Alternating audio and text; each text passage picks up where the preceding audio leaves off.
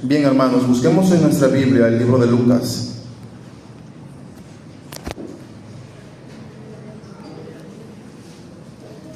Capítulo 12.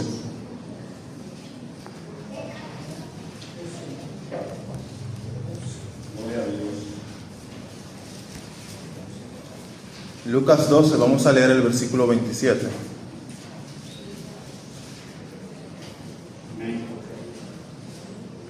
Los que lo tengan pueden decir amén. Leemos en el nombre del Padre, del Hijo y del Espíritu Santo.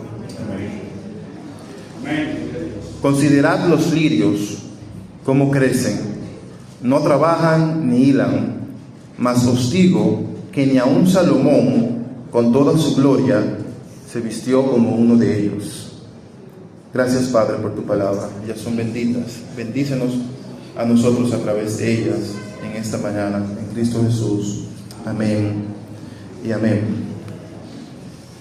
Yo quiero hablar esta mañana acerca de un atributo casi olvidado de Dios, que es su providencia. La providencia de Dios. Hoy muchos cristianos viven como ateos prácticos. Un ateo práctico es esa persona que en su mente no es ateo porque dice que cree en Dios, pero vive como si Dios no existiera. No considera que Dios, el control absoluto de Dios y el gobierno absoluto de Dios sobre toda la creación. Entonces, esa persona que dice tener la creencia en Dios no vive como si Dios estuviera sobre todas las cosas. Y es porque no considera la providencia de Dios. En este versículo, Jesús nos invita a considerar la providencia de Dios. Nos dice considerad los lirios. Y nos da el ejemplo allí de cómo los lirios, aunque no se esfuerzan por sí mismos ni trabajan, Dios los viste más hermoso incluso que Salomón. Así que yo quiero que en esta mañana nosotros desentrañemos un poco las cosas que Cristo buscaba enseñar a sus discípulos, porque no tiene que ver solamente con el vestido o con la preocupación por lo que ellos se iban a poner. Y hay unas cuantas preguntas que nosotros debemos de hacernos. Nosotros como creyentes, como personas que dicen tener a Dios por Señor y Rey. Porque muchas veces como que nuestra vida no dice eso. ¿Dios controla e interviene cada cosa que sucede? ¿O solo está en su mano? ¿O solo su mano está en los milagros espectaculares? Cuando suceden cosas malas a personas justas, ¿fue algo que se salió del control de Dios? ¿El destino de mi vida está en mis manos o en sus manos? Dios está detrás de las cosas pequeñas y cotidianas que me ocurren. ¿Cuál es el alcance del gobierno y de la providencia de Dios en mi vida?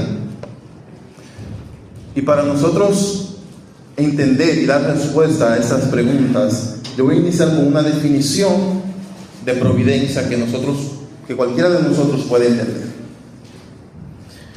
La providencia, el camino por el cual cada uno de nosotros y todas las cosas cumplirá su propósito, ya está presente en la mente y en el corazón de Dios desde siempre. Eso es la providencia de Dios. Que la manera en la que nosotros podemos y vamos a lograr aquello por lo cual Dios nos hizo, o sea, nuestro propósito, nuestro fin, nuestra meta, ya existe en la mente de Dios, preexiste en la mente de Dios desde antes de la fundación del mundo.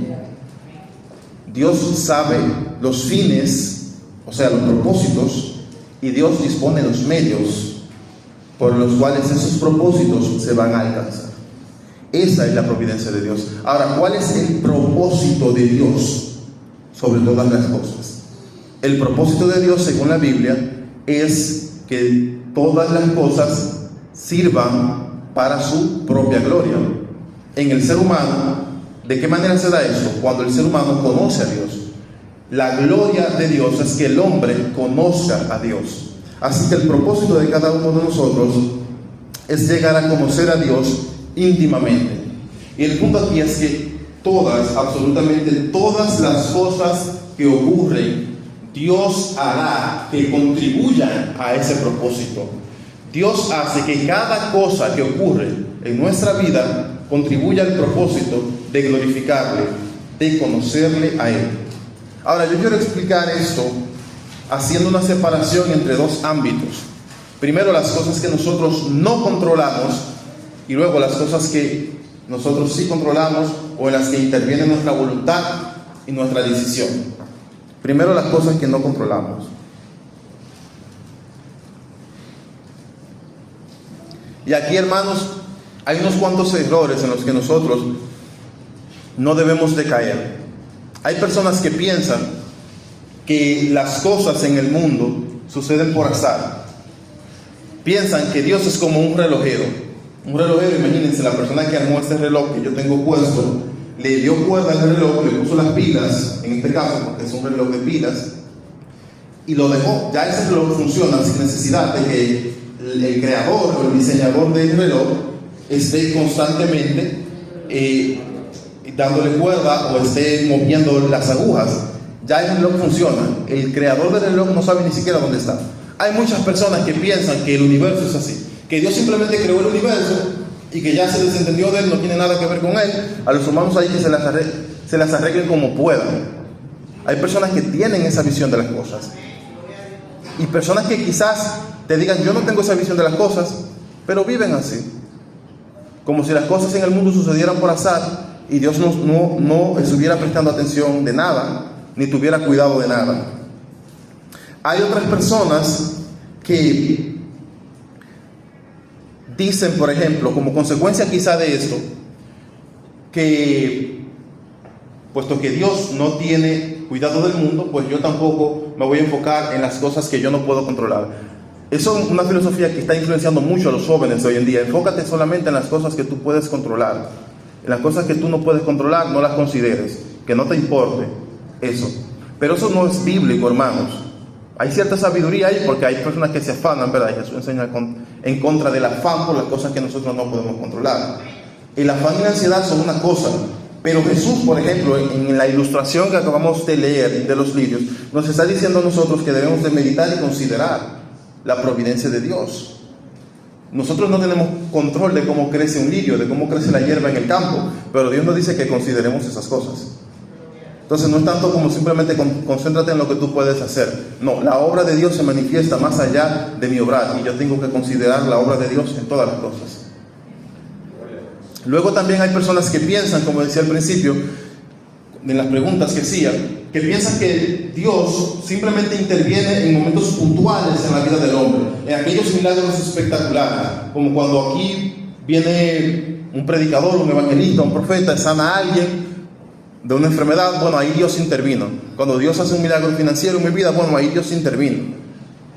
Como si Dios simplemente estuviera interviniendo, haciendo milagros solamente. La intervención de Dios solamente son milagros espectaculares. Luego de ahí Dios está sentado en su trono viendo a ver qué pasa. Eso es un error también grandísimo, hermanos. Luego está la persona que piensan entonces todo lo contrario, que piensan que Dios tiene un control tan absoluto sobre todas las cosas que todo ya está determinado y ya no importa nada, ya todo está determinado, las personas que se van a perder, los que se van a salvar, y punto. No hay nada que el ser humano pueda hacer. Esto también es un error garrafal, porque de la manera en la que Dios ha creado las cosas, no es para que nosotros caigamos en ese fatalismo de pensar ya todo está determinado. Entonces, ¿cuál es la verdad acerca de las cosas que nosotros no controlamos?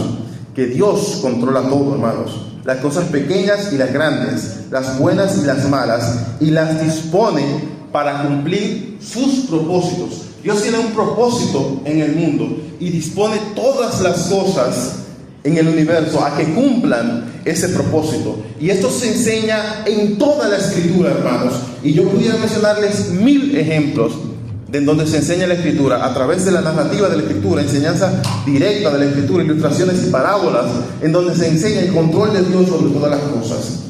Vamos a ver un solo ejemplo, que es el ejemplo de la historia de José, que todos aquí conocemos.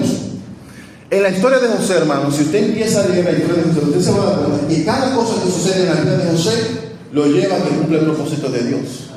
Cada cosa, hermanos, que sucede en la vida de José Dios lo utiliza, aunque no son cosas que José está controlando, no son cosas que José siquiera se está dando cuenta que están sirviendo para algo, pero Dios está teniendo cuidado de él y de su vida y está dirigiendo todo eso para para que José llegue a donde Dios quiere que él llegue.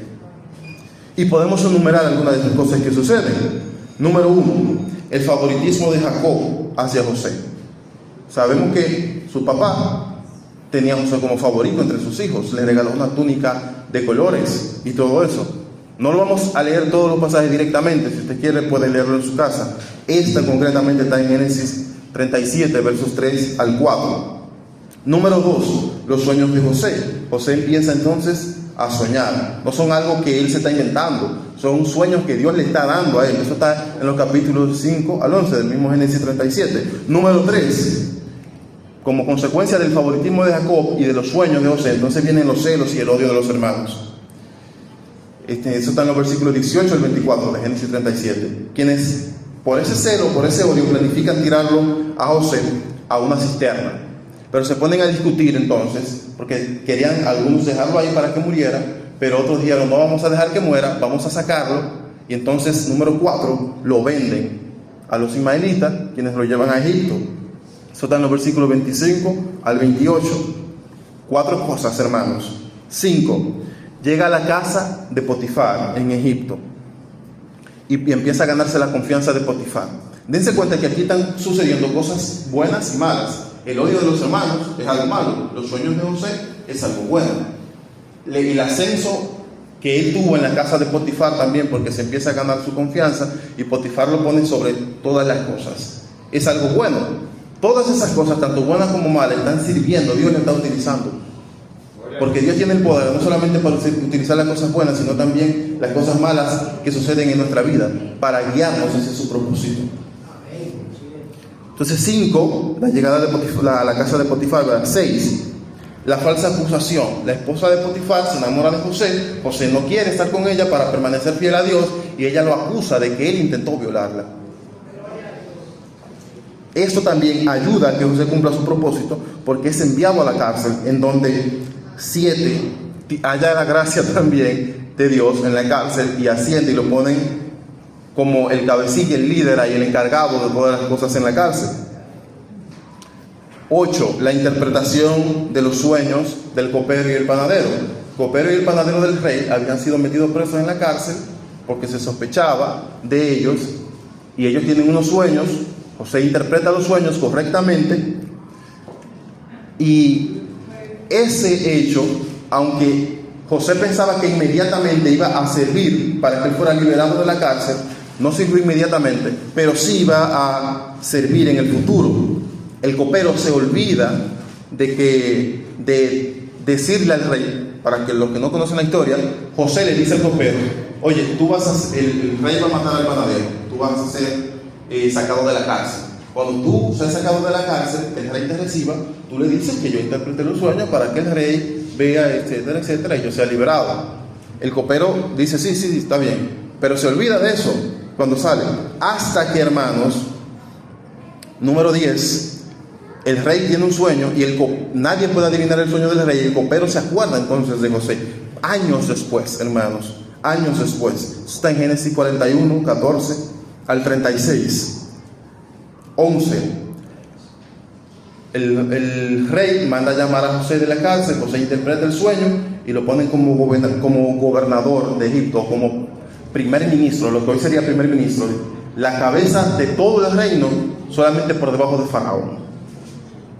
12, ojo, antes de mencionar el 12, porque muchas personas piensan, y abro un paréntesis importante aquí, piensan que todo esto está sucediendo porque Dios quiere poner a José en una posición alta, pero el propósito no es poner a José en una posición alta, es salvar al pueblo. El propósito es que el pueblo sea guardado por lo que viene luego. 12, se encuentra con sus hermanos, porque los hermanos, ahí es el punto, viene una hambruna a toda la tierra y los hermanos van a buscar pan a Egipto, y ahí entonces se topan con José, y José luego de varios encuentros, les revela a ellos, porque ellos no reconocen a José, han pasado demasiados años. Yo soy su hermano, al que ustedes vendieron. Y entonces, todo eso, hermanos, vemos cómo sirve para que José tenga misericordia de los hermanos, de sus propios hermanos, los que lo vendieron a él, y ellos puedan ser salvos. Así que Dios está teniendo control tanto de las bendiciones que le ocurren a José, que le vienen a José, como de las aflicciones, y todo esto lleva a José a cumplir su propósito, de manera que ni José mismo entiende todo lo que está pasando. Ahora, al final, oigan la interpretación que le da José a todos estos hechos, porque él se encuentra con sus hermanos y oigan lo que él les dice, Génesis 45, versos 4 al 8. Entonces José dijo a sus hermanos: acercaos a mí. Y ellos se acercaron, y él dijo: yo soy José, vuestro hermano, el que vendisteis para Egipto. Ahora pues no os entristezcáis, ni os pese el haberme vendido acá, porque para preservación de vida me envió Dios delante de vosotros. Oigan la interpretación que José le está dando a todo esto. Pues ya ha habido 2 años de hambre en medio de la tierra, y aún quedan 5 en los cuales ni habrá arada ni siega. Él lo sabe porque Dios les reveló que iban a haber 7 años de hambre. Y Dios, no dice ustedes, no dice el diablo, dice Dios me envió delante de vosotros para preservaros posteridad sobre la tierra y para daros vida por medio de gran liberación. Así pues, no me enviasteis acá vosotros, sino Dios, que me ha puesto por padre de Faraón y por señor de toda su casa y por gobernador de toda la tierra de Egipto. La interpretación que José le da a lo que sus hermanos hicieron con él, una de las cosas más terribles que sucede en toda la escritura: tus propios hermanos te venden. José dice: no fueron ustedes, fue Dios quien lo hizo. E interpreta eso en la lente no de su percepción, sino de Dios. Porque ¿saben lo que pasó luego de ahí? Que efectivamente José los recibe a ellos. Ellos son recibidos en Egipto por ser familiares de José, prácticamente como una familia real, y empiezan a prosperar en Egipto. Luego esa historia continúa en Éxodo, donde ellos prosperan tanto que llegan faraones que no conocieron la obra de José, y entonces empiezan a afligir al pueblo de tanto que ellos estaban prosperando. Pero dense cuenta que desde los sueños de un muchacho anónimo hasta y desde el favoritismo de su padre, vean dónde Dios lo lleva. Todo eso es una cadena, como una ficha de dominó, que Dios lo utiliza para que el propósito suyo se cumpla en su pueblo. Esto no tiene que ver simplemente con José o con la comodidad de José. Todo el mundo que cuenta esta historia habla de que José, de que Dios te pondrá en lugares altos, de que esto no tiene que ver con José ni contigo. Tiene que ver con la salvación del pueblo de Dios por medio de su poder y su fuerza y su gracia. Con eso es lo que tiene que ver, hermanos. Esto no quiere decir, y esto es importante, hermanos, no quiere decir que los hermanos de José no tuvieran culpa. Ellos son culpables de lo que hicieron. Ahora es que ellos están sabios y buenos, que saben utilizar el mal para traer el bien. De hecho, no puede ocurrir ningún mal en la tierra que Dios no lo permita. Y Dios solamente lo permite si va a sacar un bien de ese mal. Hermanos, escuchen bien las palabras. Dios no hace mal a nadie. El mal no tiene su origen en Dios. El mal Dios lo utiliza como instrumento. Porque Dios es tan poderoso que puede permitir que el mal suceda y del mal sacar entonces un bien. Eso no excusa a los hombres que cometen pecado, porque los hermanos de José no son excusados por Dios por esto. No son excusados, sino que Dios utiliza su mal. Eso también lo vemos en la historia de Job. En la historia de Job, cuando Satanás acusa, llega donde Dios y le habla de Job, que Dios le da el permiso. Dense cuenta que antes de que Dios le diera el permiso, Satanás no podía hacer nada. Y después que Dios le dio el permiso, Satanás llega y dice, no dice la Biblia explícitamente que fue Satanás quien destruyó todas las posesiones de Job. Habla de unos ladrones, habla de unas tormentas. Ahora, ¿quién fue el culpable de que Job perdiera todo? ¿Fueron los ladrones? ¿Fue Satanás o fue Dios? Hermanos, Satanás quería hacerlo. No fue Dios quien introdujo la intención mala en Satanás. Satanás quería hacerle mal a Job, pero Dios lo tenía secado. Y los ladrones fueron controlados por Satanás, porque hoy todos son demonios. Toda la gente que mata a alguien fue un demonio que se le metió, y toda la gente que roba fue un demonio que se le metió, y toda la gente que comete pecado fue un demonio que se le metió. Fue el diablo que estaba controlando a esos ladrones. No, hermanos, Dios quitó el vallado de protección que tenía contra Job. Esos ladrones estaban hace tiempo esperando una brecha. De su intención no fue que el diablo se le metió. El diablo no hace pecar a nadie. Nadie, hermanos, escuchen, nadie peca, nadie. Es imposible que tú peques porque el diablo te hizo pecar. Sácate eso de la mente, porque si tú crees que tú pecas porque Satanás movió tu voluntad a pecar, entonces tú no eres culpable. Culpable es el diablo o Dios. Estás haciendo lo mismo que hizo Adán y Eva. Ahora yo te pregunto, cuando Eva culpó a la serpiente, ¿Dios eximió a Eva o la castigó? Dios castigó a Eva, porque Satanás tentó a Eva, pero Eva pecó. Tú pecas, la gente peca. Satanás no hace que la gente peque. Satanás tienta. Claro que sí. Y es sabio en tentar. Es inteligente, más que sabio. Inteligente para hacerlo. Pero Satanás no puede pecar por nadie. Eso es imposible. Nadie puede pecar por ti. Tú pecas. Los ladrones pecaron. Satanás pecó. Dios no pecó. Dios permitió el mal para sacar bien de ese mal. En la historia de José, los hermanos de José pecaron. Incluso Jacob mismo, por su favoritismo, porque el favoritismo es pecado. Es pecado. Ni siquiera Dios tiene favoritos. Hay pecado involucrado en esa historia. Que Dios lo haya utilizado para bien no exime a los hombres de pecado. Simplemente muestra el poder de Dios, que utiliza el mal para bendecir a su pueblo. Eso muestra el pecado.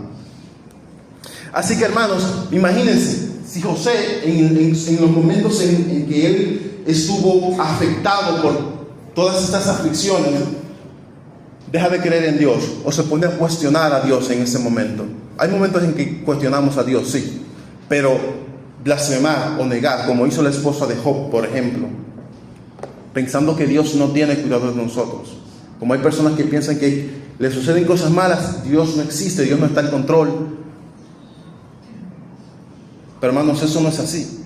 Y eso es algo importante que debemos de nosotros comprender. Hay cosas que suceden en nuestra vida que no significan que Dios nos haya abandonado. Las aflicciones, las pruebas que vienen a nuestra vida no son la interpretación incorrecta. Es pensar, Dios no está conmigo porque yo estoy en pruebas. Eso es una interpretación incorrecta, hermanos. Las pruebas son utilizadas por Dios como medio de nuestra perfección y de nuestra bendición. Dios puede utilizar una prueba para fortalecernos, para crear en nosotros paciencia, para crear en nosotros fe, para crear en nosotros amor, para darnos más pureza, porque el oro solamente se purifica con fuego.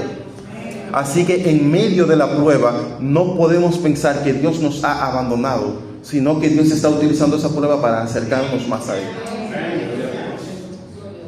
Incluso en las cosas las cuales nosotros no entendemos por qué suceden en nuestra vida.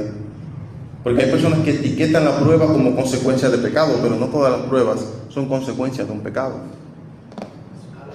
Eso es una de las peores cosas que nosotros podemos hacer como creyentes. Primero para otro, porque tú no sabes si esa persona cometió un pecado y Dios lo está castigando por eso. Tú estás juzgando injustamente.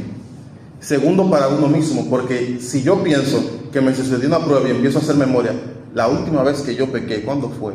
Esa prueba vino porque yo pequé aquella vez que no me acuerdo, que pedí perdón y Dios entonces me está castigando. Eso es pensar indignamente de Dios. Dios no es esa clase de Dios, hermanos. Los pecados, de verdad, muchas veces tienen consecuencias, pero no pensemos que hay una relación de uno a uno entre mi pecado, un pecado, una consecuencia, un pecado, una consecuencia. Dios no trabaja así, hermanos. Dios es misericordioso y lleno de gracia. Hay pruebas, hermanos, que son caminos misteriosos en los que Dios obra en nuestra vida. Hay un poema que se llama así: Dios obra de maneras misteriosas. Quizá ustedes han escuchado esa frase, viene de ahí, de ese poema, de William Cooper. William Cooper era una persona muy atormentada por la depresión y la tristeza. pero su amigo John Bunyan le predicaba constantemente y él llegó a tener una fe en Jesucristo, pero esa fe en Jesucristo no lo libró de todas sus aflicciones. Aún él sentía profunda tristeza en muchos momentos, pero él siempre veía la mano de Dios obrando, y él escribió este poema: Dios obra de maneras misteriosas. Dios se mueve de maneras misteriosas. Dios se mueve de una manera misteriosa para realizar sus maravillas. Deja sus huellas en la orilla del mar y cabalga sobre la tormenta, en lo profundo de unas minas insondables. Con una habilidad que nunca falla, atesora sus resplandecientes designios y obra su soberana voluntad. Santos llenos de temor, cobrad nuevo valor. Las nubes que tanto temes están repletas de misericordia y romperán en bendiciones sobre tus cabezas. No juzgues al Señor con tus débiles sentidos, sino confía en Él y en su gracia. Detrás de una providencia que frunce el ceño, a veces la providencia de Dios parece estar enojada contra nosotros, porque nos trata con pruebas, con aflicciones. Detrás de esa providencia que frunce el ceño, dice, Dios esconde su rostro sonriente. O sea, detrás de las aflicciones nos encuentra siempre la sonrisa de Dios. Sus propósitos, los de Dios, madurarán pronto, desarrollándose a cada hora. Aunque el capullo tenga sabor amargo, dulce será la flor. La ciega incredulidad yerra con seguridad y escudriña en vano su obra. Hay gente que intenta entender todo lo que Dios hace. Eso es imposible. Dios es su propio intérprete y Él la dará a conocer. ¿Qué debemos hacer entonces nosotros ante estas situaciones que nosotros no controlamos? Primero que nada, confiar. No debemos permitir que las aflicciones dañen nuestra fe. La aflicción puede dañar nuestro cuerpo, hermanos. Nosotros no tenemos control de una enfermedad degenerativa que empiece a dañarnos físicamente, a postrarnos físicamente. No tenemos control de eso. Ahora, nosotros podemos decidir si toca nuestra fe, si toca nuestra confianza en Dios. Hay aflicciones que Satanás va a utilizar para tocar nuestra confianza y nuestra fe en Dios. No permitamos que eso suceda.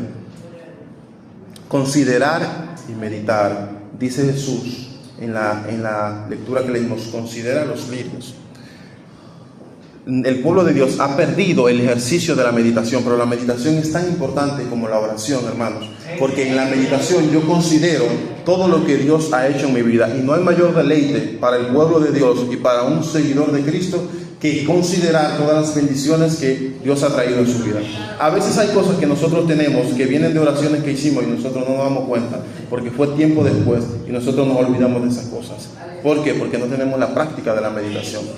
A veces nosotros estamos en una aflicción y le preguntamos a Dios por qué, y Dios guarda silencio, y tiempo después, como consecuencia de esa aflicción, viene una victoria para nuestra vida y nosotros hemos desconectado la victoria de la aflicción porque no consideramos y no meditamos. Todos los días nosotros tenemos que dedicar tiempo a pensar en lo que Dios hace en nuestra vida, cómo Dios nos ha traído aquí, porque eso trae gozo al alma, eso incrementa nuestra confianza, nuestra fe. La meditación, hermanos, esperar en Dios también. Una de las cosas más prudentes y más benditas que puede tener un creyente es esperar en Dios, ser paciente y esperar en Dios. Yo estoy en una aflicción, no puedo salir de ella, no veo salida, no hay luz al final del túnel. Yo espero en Dios. Mi confianza está en Él. Y paciente, dice el salmista, pacientemente esperé a Jehová y me libró de todos mis temores. Ese es uno de los versículos míos favoritos de la Biblia. Parece sencillo, hermanos, pero esperar en Dios pacientemente no es algo sencillo en el momento en el que se requiere la paciencia. Santiago dice, el que pide paciencia se le añade prueba. O sea, la paciencia se crea en la prueba. No es fácil desarrollar paciencia en Dios. No es fácil, hermanos, pero es precioso cuando uno en una prueba puede esperar en Dios, cerrar sus ojos cuando uno ya ve que lo ha hecho todo y simplemente descansar en Dios, en el Selah de Dios. Eso es precioso, hermanos. Y hermano, alaba a Dios en medio de esas pruebas. La alabanza tiene un poder de rompimiento letal. A veces no rompe la aflicción, pero sí rompe con mi incredulidad. Alabar a Dios, aunque en el momento yo no lo sienta. No estoy diciendo siente tal cosa, porque a veces sentir es difícil. Los sentimientos son fugaces, hermanos. Pero alabar a Dios en medio de la aflicción, en medio de la prueba, en medio de cualquier situación, donde en medio de la oscuridad cantar acerca de la luz del Señor, en medio de la aflicción cantar sobre el gozo del Señor, tiene un poder de rompimiento, hermanos. Libera nuestro corazón y quita nuestra ceguera, nos hace ver más claramente. No quizás el significado de la aflicción, que no lo vamos a conocer, pero sí que Dios tiene poder para hacer lo que Él quiera de esa aflicción. Lo que Dios quiera de esa aflicción, Él lo puede hacer en su providencia, porque Él tiene el poder y tiene la intención de hacerlo. Y sabe también cómo hacerlo, hermanos. De eso se trata la providencia de Dios, del poder, el conocimiento y el amor de Dios actuando a nuestro favor. El amor de Dios, porque Dios tiene unas intenciones buenas para con nosotros. El conocimiento de Dios, porque Dios es lo suficientemente sabio como para buscar una solución a cada una de nuestras aflicciones. Y el poder de Dios, porque Dios tiene la capacidad de llevar a cabo lo que Él se ha propuesto en nuestras vidas, por encima de cualquier voluntad, sea de hombre o de diablo. Esto, hermanos, en cuanto a las cosas que no dependen de nuestra voluntad y que no controlamos, pero Dios también obra por medio de nuestra libertad y de nuestra voluntad. ¿Y cómo Dios obra? Aquí, primero algunos errores en los que no podemos caer. El primer error, hermanos, es pensar que nosotros, algo parecido a lo que yo decía ahorita, que nosotros no controlamos nada, que no importa lo que nosotros hagamos, si estamos perdidos ya nos perdimos, si estamos salvos ya nos salvamos, eso no importa, ya eso pertenece al conocimiento de Dios. Eso es un error fatal, hermanos. Eso es un error fatal porque paraliza la obediencia. Nadie que tenga ese pensamiento puede obedecer a Dios. Pero hay un error opuesto, y es pensar que nosotros hacemos todo, que Dios nos dejó en el mundo para que nosotros nos salváramos a nosotros mismos, hiciéramos buenas obras y nos ganáramos su favor, nos ganáramos su amor, y que nosotros salvemos al mundo con nuestra capacidad y nuestra inteligencia. Eso es un error también garrafal. Pero otro error garrafal también es pensar, bueno, no tanto así, pero sí, yo hago la mitad y yo hago la mitad, yo hago mi parte y yo hago su parte también. Todo esto, hermanos, son razonamientos falsos. La verdad es la siguiente: Dios, para salvarnos a nosotros, Él sí usa nuestra voluntad, nuestra libertad. O sea, el Dios que te creó sin ti, no te salvará sin ti. Dios sí usa tu voluntad, pero todas esas buenas obras que nosotros podemos hacer, o el hecho de que nosotros hayamos aceptado a Cristo o creído en Cristo, o hayamos decidido seguirle, todo eso se debe exclusivamente a la gracia de Dios obrando en nuestra vida. Ninguna buena decisión que nosotros hayamos tomado está fuera de la gracia de Dios. Es la gracia de Dios operando en nuestro corazón, en nuestra mente, en nuestros miembros, que nos ayuda a obrar bien. Así que cuando nosotros obramos bien, hermanos, no es un mérito para nosotros, es la gracia de Dios influenciándonos a nosotros. ¿De qué manera, hermanos? Porque esto, algunos pueden pensar que esto entonces anula nuestra libertad. Entonces Dios, entonces yo no hago nada, simplemente Dios que hace todo. No, hermanos. Lo que pasa es que el poder de Dios y mi voluntad no están como en conflicto o en competencia. Pues esto puede sonar un poco complejo, pero yo se lo voy a aterrizar con una imagen sencilla. Imagínense que yo tomo este papel que está aquí y yo lo corto con una tijera y empiezo a cortarlo. Y corto el papel en todo el largo. ¿Sería correcto decir que la tijera cortó la mitad y que yo corté la mitad? ¿O que la tijera cortó una parte y yo corté una parte? No, lo cortó la tijera, pero lo corté yo también. De la misma manera, cuando nosotros hacemos buenas obras, cuando nosotros venimos a creer en el Señor, lo hizo Dios y lo hice yo también. Lo hizo Dios a través de mí. No es que, de nuevo, la tijera no corta la mitad y yo la mitad. Eso no tiene sentido pensarlo así. De la misma manera, no tiene sentido pensar que la voluntad de Dios y la mía están como en una competencia, como que yo hago una parte y yo hago otra parte. No, mientras más Dios me mueve a obrar, más libre yo soy y más hago, pero mientras más hago es mayor el poder de Dios manifiesto en mí. No se debe a mi mérito y no se debe a tu mérito. Así que la providencia de Dios no solamente actúa en las cosas que yo no controlo. Bueno, Dios hará las cosas que yo no puedo hacer, pero yo hago todo lo demás. Eso es un razonamiento erróneo, hermanos. Dios hace todo en mí también. Dios hace todo fuera de mí y Dios hace todo en mí. Dios es, por ponerlo de una manera, nuestro corazón, pero también nuestra atmósfera. Dios está en lo más interior de nosotros, pero también está afuera. La atmósfera en la que nosotros respiramos y vivimos es Dios, pero el corazón que da vida a nuestros órganos internos y nuestros órganos espirituales también es Dios. Dios está dentro y está más allá de mí mismo. Dios es la mano que nos sostiene para que no caigamos, pero también es el que toma nuestra mano para elevarnos y para guiarnos por su camino. De hecho, hermanos, es más que esto. Es que nuestra propia voluntad no puede desatar todo su potencial si Dios no interviene con su gracia. Imagínense, de nuevo, tomando el ejemplo de las tijeras.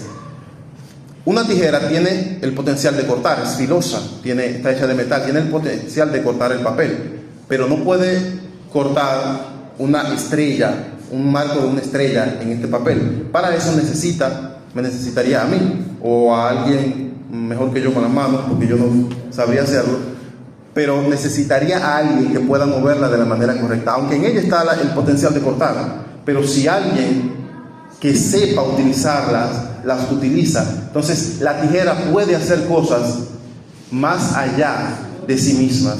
De la misma manera, nosotros, solamente asistidos por la gracia de Dios, podemos hacer cosas más allá de nosotros mismos. Con Dios nosotros somos capaces de hacer más de lo que nosotros podemos hacer por nosotros mismos, porque Dios puede dar lo que el hombre jamás puede alcanzar.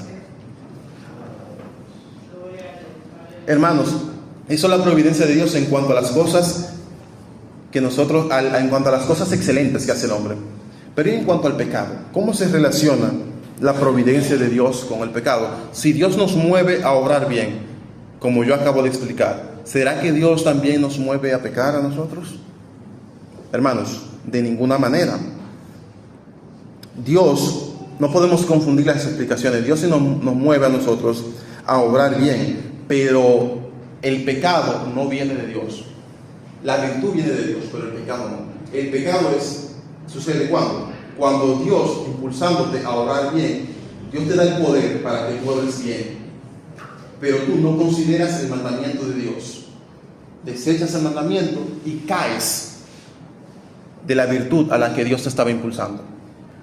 Cuando nosotros pecamos, significa que el poder que Dios nos dio para vivir, para sustentarnos, nosotros, y para obrar bien, nosotros no consideramos el mandamiento y caemos porque el pecado siempre es una caída. Caemos de aquello a lo que Dios nos estaba llamando y nos estaba elevando. Así que el pecado es un defecto que el hombre introduce en la vida que Dios le da. No Dios. Dios da una vida para que nosotros la vivamos en su propósito, para que nosotros actuemos de manera correcta. Pero el hombre es quien introduce el pecado al mundo. Entonces, ¿qué quiere decir esto? Que Dios, cuando nosotros pecamos, no logrará su propósito. Hermanos, de ninguna manera. Porque, de hecho, la mayor muestra de la providencia de Dios, en donde lo que decíamos ahorita, del conocimiento, el perfecto conocimiento, el amor profundo y el poder infinito de Dios muestra su alcance, es allí donde el hombre cometió el pecado. Y esto lo explica muy bien el apóstol Pablo en el libro de Romanos, en el capítulo 5. Dice el apóstol Pablo, y presten atención, para que vean que no solamente Dios utiliza nuestras buenas acciones para su gloria, sino incluso nuestro pecado. Verso 12 de Romanos capítulo 5. Por tanto, como el pecado entró en el mundo por un hombre, y por el pecado la muerte, Así la muerte pasó a todos los hombres por cuantos todos pecaron. Verso 15, pero el don no fue como la transgresión, o sea, el regalo de Dios no fue como el pecado. Porque si por la transgresión de aquel uno, se refiere Pablo a Adán, murieron muchos, abundaron mucho más la gracia y el poder de Dios por un hombre, Jesucristo. Y con el don no sucede como en el caso de aquel uno que pecó. Por Adán, todas las personas fuimos condenadas. Pero con Cristo, dice el apóstol Pablo, porque ciertamente el juicio vino a causa de un solo hombre, de un solo pecado para condenación, pero el don vino a causa de muchas transgresiones para justificación. Pues si por la transgresión de uno solo reinó la muerte, mucho más reinará en la vida por uno solo, Jesucristo, los que reciben la abundancia de la gracia y el don de la justicia. Así que, como por la transgresión de uno vino la condenación a todos los hombres, de la misma manera, por la justicia de uno, Jesucristo, vino a todos los hombres la justificación de vida. Porque así como por la desobediencia de un hombre, Adán, los muchos fueron constituidos pecadores, así también por la obediencia de uno, Jesucristo, los muchos serán constituidos justos. Porque la ley se introdujo para que el pecado abundase, mas cuando el pecado abundó, sobreabundó la gracia. O sea, un pecado trajo al mundo condenación, pero muchos pecados trajeron al mundo salvación. Dios condenó a la raza humana por medio de Adán, por medio del pecado de Adán, pero salvó a la raza humana por medio de Jesucristo, que vino a causa de todos los pecados, de la abundancia del pecado del mundo. Dios mandó a Jesucristo y trajo gracia y salvación. Así que la mayor muestra de la providencia de Dios, de la provisión de Dios, de la abundancia de Dios, de la gracia, del amor, de la misericordia de Dios, se encuentra en Jesucristo, que vino a causa de todo el pecado que nosotros, tú y yo, habíamos cometido. Así que el pecado no es un obstáculo para que Dios lleve a cabo su propósito, sino que Dios lo utiliza como medio para realizar su propósito.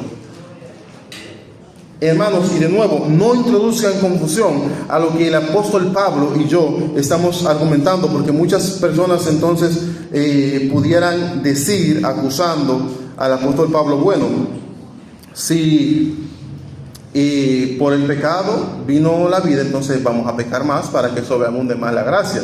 Pablo trata con ese tipo de personas en el capítulo siguiente, que es en el capítulo 6, y él le dice, ¿qué pues diremos? ¿Perseveraremos en el pecado para que la gracia abunde?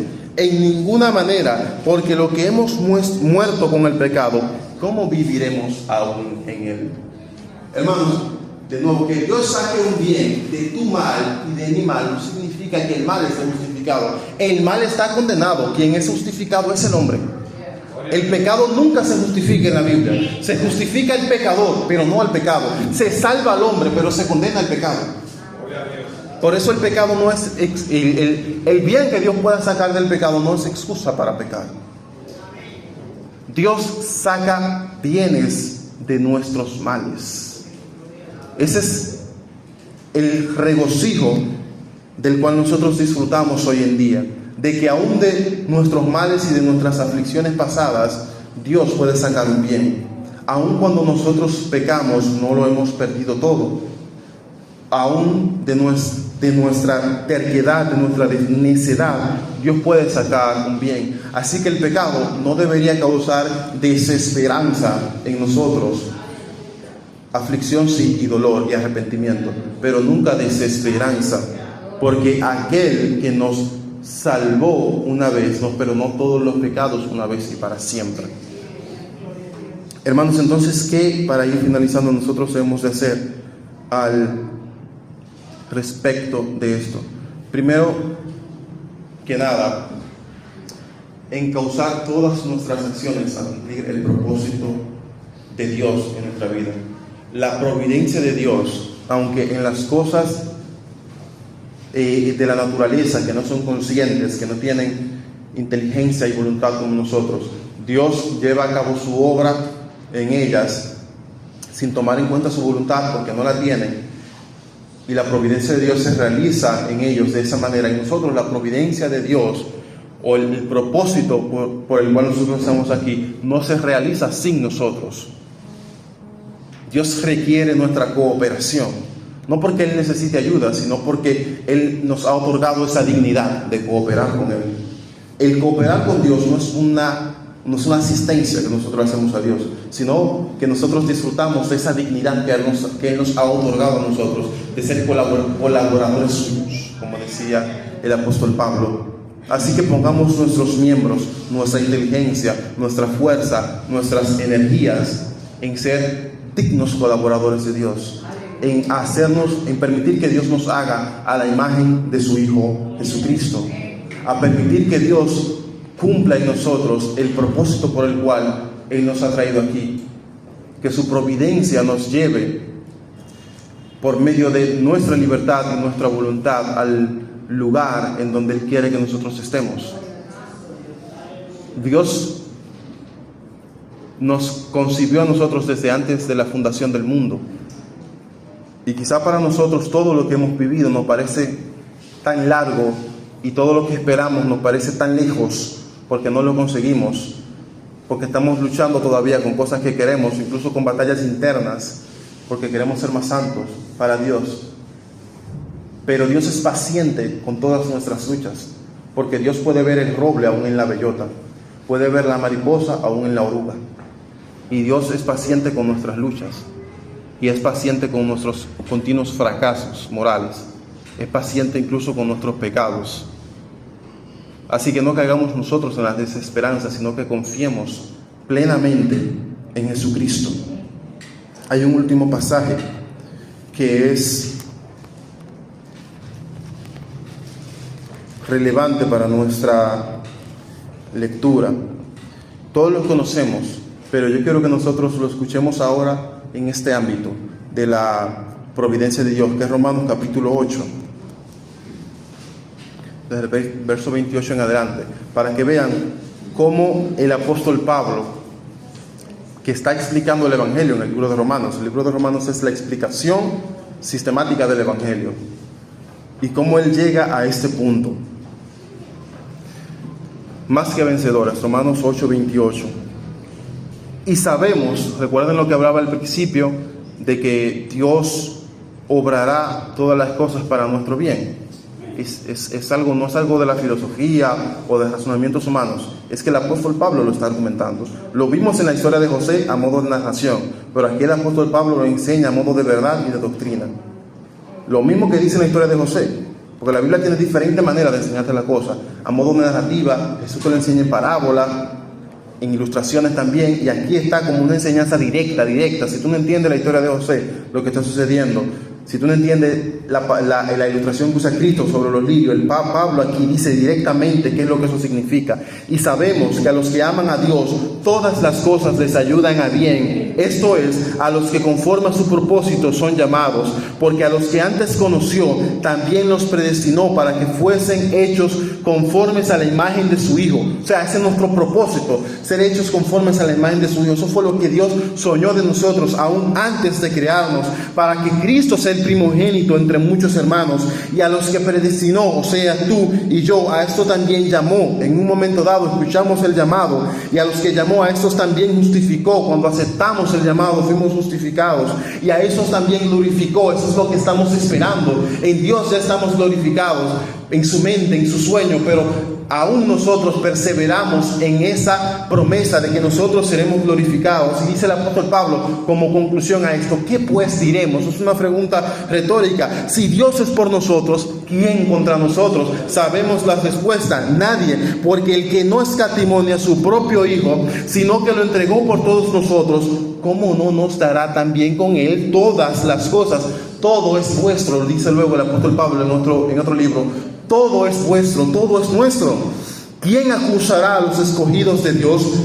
Dios es el que justifica. ¿Quién es el que condenará? Cristo es el que murió, más aún el que también resucitó, el que además está a la diestra de Dios, el que también intercede por nosotros. ¿Quién nos separará del amor de Cristo, iglesia? ¿Tribulación o angustia, persecución o hambre o desnudez, peligro o espada? A José todo eso lo separó del amor de Dios y del propósito de Dios. Como está escrito, por causa de ti somos muertos todo el tiempo, somos contados como ovejas de matadero. Antes, en todas estas cosas, no dice seremos, dice somos más que vencedores por medio de aquel que nos amó, por lo cual estoy seguro que ni la muerte, ni la vida, ni ángeles, ni principados, ni potestades, ni lo presente, ni lo porvenir, ni lo alto, ni lo profundo, ni ninguna otra cosa creada nos podrá separar del amor de Dios que es en Cristo Jesús, Señor nuestro. Todas las cosas obran a bien y concluirán en bien para aquellos que hemos creído en Jesucristo. No hay nada de nuestra vida que se escape de Dios. Todo lo que sucede en nuestra vida está bajo el control de Dios, y todo Dios lo usará para nuestro bien. Todo Dios lo usará para nuestro bien, hermanos. Esa es nuestra confianza y esa es nuestra fe. Nada nos separará del amor de Cristo, absolutamente nada. El que descendió no se detendrá hasta que nosotros ascendamos también con Él. Gracias, Señor, por tu palabra. Gracias, Dios, porque esta mañana hemos considerado tu providencia. Señor, permite que sea el tema de nuestro corazón y de nuestra mente día y noche, considerar tu providencia y tus bendiciones, oh Señor, lo que tú has realizado por nosotros en Cristo. Cada paso de nuestra vida cuidado por ti. Gracias, Dios mío, en Cristo Jesús. Amén. Amén.